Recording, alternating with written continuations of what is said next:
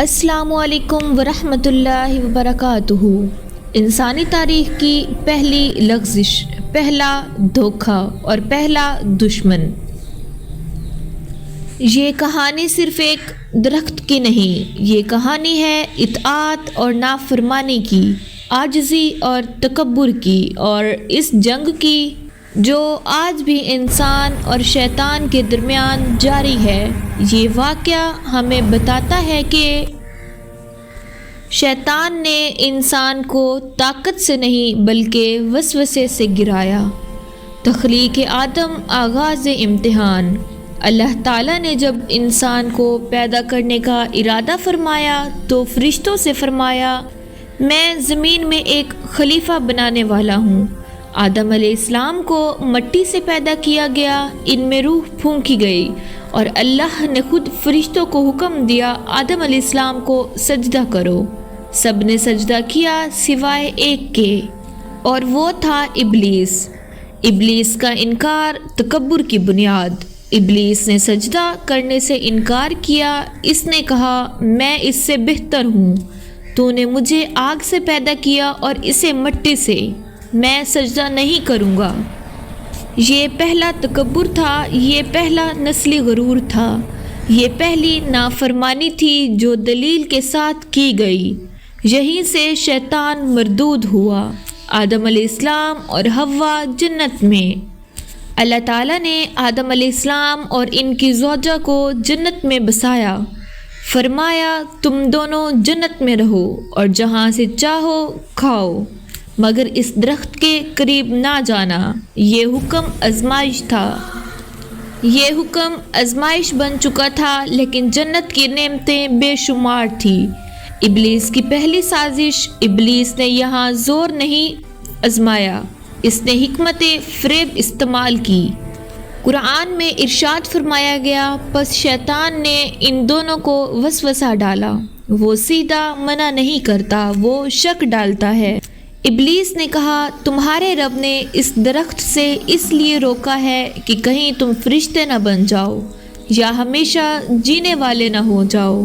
یہاں 3 حربے استعمال ہوئے۔ اللہ کی نیت پر شک، ہمیشہ کی زندگی کی خواہش، اعلیٰ مقام کا لالچ، پھر اس نے قسم کھائی، میں تمہارا خیر خواہ ہوں۔ یہ انسانی تاریخ کا پہلا جھوٹا خیر خواہ تھا۔ ممنوع درخت۔ بالآخر آدم علیہ السلام اور حوا نے شیطان کے وسوسے میں آ کر اس درخت سے کھا لیا۔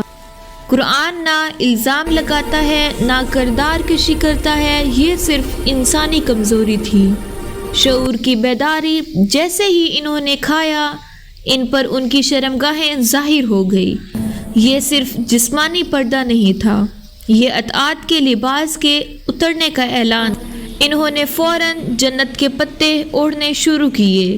اللہ کی پکار۔ اللہ نے فرمایا، کیا میں نے تمہیں اس درخت سے منع نہیں کیا تھا؟ اور کیا میں نے نہیں کہا تھا کہ شیطان تمہارا کھلا دشمن ہے؟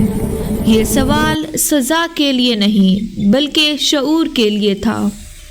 آدم علیہ السلام کی توبہ، عظمت انسان۔ یہاں آدم نے ابلیس کی طرح دلیل نہیں دی بلکہ اعتراف کیا۔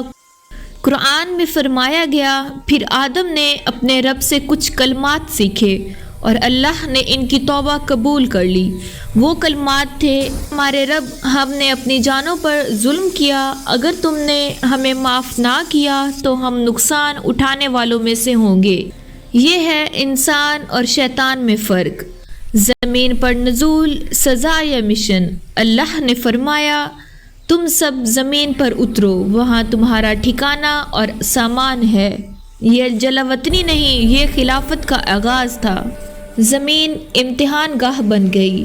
شیطان کی کھلی دشمنی۔ ابلیس نے اعلان کیا، میں تیرے بندوں کو سیدھے رستے سے ہٹاؤں گا۔ اللہ نے فرمایا، میرے بندوں پر تیرا کوئی زور نہ ہوگا۔ یہی معاہدہ آج تک جاری ہے۔ اس واقعے کے ابدی اسباق ہمیں یہ بتاتے ہیں کہ شیطان کھلا دشمن ہے۔ گناہ سے بڑا جرم تکبر ہے۔ توبہ انسان کا اصل ہتھیار ہے۔ اللہ رحیم ہے، آزمائش سنت الہی ہے۔ یہ کہانی صرف آدم علیہ السلام کی نہیں، یہ میری اور آپ کی کہانی ہے۔ ہر ممنوع درخت ہماری زندگی میں موجود ہے۔ سوال یہ نہیں کہ لغزش ہوگی یا نہیں، سوال یہ ہے ہم آدم بنیں گے یا ابلیس۔